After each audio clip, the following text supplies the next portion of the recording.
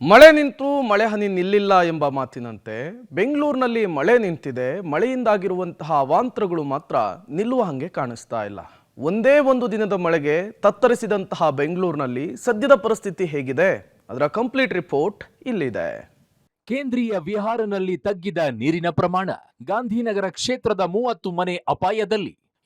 ಶನಿವಾರ ರಾತ್ರಿ ಸುರಿದ ಮಳೆ ನಗರದಲ್ಲಿ ಹತ್ತಾರು ಅವಾಂತರಗಳನ್ನ ಸೃಷ್ಟಿ ಮಾಡಿತ್ತು. ಸದ್ಯ ಈಗ ಅವಾಂತರಗಳಾಗಿದ್ದ ಜಾಗದಲ್ಲಿ ನಿವಾಸಿಗಳು ಮತ್ತೆ ಯಥಾಸ್ಥಿತಿಗೆ ಮರಳಿದ್ದು ನಿಟ್ಟುಸಿರು ಬಿಟ್ಟಿದ್ದಾರೆ. ಕೋಗಿಲು ಕ್ರಾಸ್ ಬಳಿಯ ಕೇಂದ್ರೀಯ ವಿಹಾರ ಅಪಾರ್ಟ್ಮೆಂಟ್ ಈ ವರ್ಷವೂ ಕೂಡ ಜಲಾವೃತವಾಗಿತ್ತು. ಅಪಾರ್ಟ್ಮೆಂಟ್ ಹಿಂಭಾಗದಲ್ಲೇ ಇದ್ದ ಅಮಾನಿ ಕೆರೆ ತುಂಬಿ ಹರಿದ ಪರಿಣಾಮ ಅಪಾರ್ಟ್ಮೆಂಟ್ ಸಂಪೂರ್ಣ ಜಲಾವೃತಗೊಂಡು ನೂರಾರು ವಾಹನಗಳು ಮುಳುಗಡೆಯಾಗಿದ್ವು. ಸದ್ಯ ಇದೀಗ ನೀರು ಕಡಿಮೆಯಾಗಿದ್ದು 2-3 ಬ್ಲಾಕ್ ಬಳಿ ಇನ್ನೂ ಕೂಡ ನೀರು ನಿಂತಿದೆ.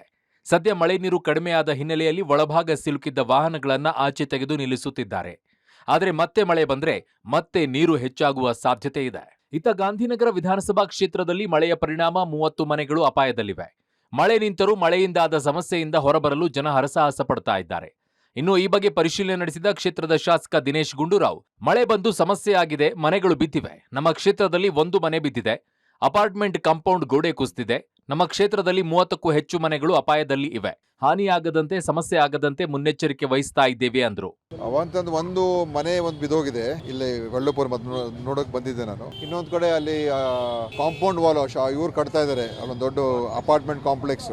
ಅವರು ಕಾಂಪೌಂಡ್ ವಾಲ್ ಅವ್ರದಲ್ಲಿ ಬಿದ್ದೋಗಿ ಅದು ಸ್ವಲ್ಪ ಅಲ್ಲಿ ಡ್ಯಾಮೇಜ್ ಆಗಿದೆ. ಕೆಲವು ಮನೆಗಳ ಅಪಾಯದಲ್ಲಿದೆ. ಬಿದ್ದೋಗುವಂಥದ್ದು ಇರ್ಬೋದೇನೋ, ಒಂದು 20-30 ಮನೆಗಳ ಹತ್ರ ಇರ್ಬೋದು. ನೋಡ್ಬೇಕದನ್ನ.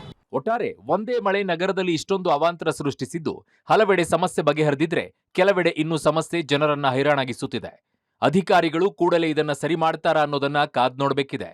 Raghu Mariswamy, metro bureau, public TV, Bengaluru.